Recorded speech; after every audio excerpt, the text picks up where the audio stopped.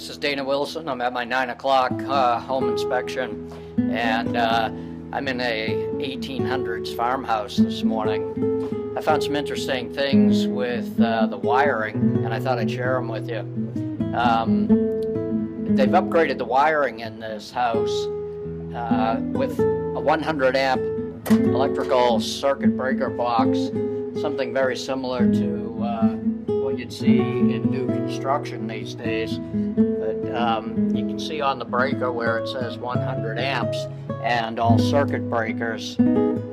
Also, you see some plastic Romex wiring. Above this box we can see some cloth wiring. And then there's also knob and tube type wiring in this house. Some of the things we look for as home inspectors are frayed, dried out, deteriorated knob and tube type wiring. Well, these are the knobs. These white porcelain things hanging down from the joists and beams are the knobs.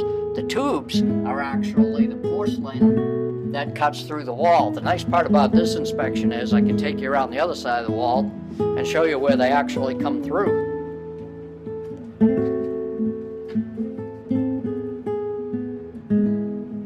So the purpose of the knob and tubes is to hold the wire so that it doesn't touch any wood members and cause a fire over time as it deteriorates. Those are some of the things we look for with electrical, and just thought I'd share them with you. Thanks.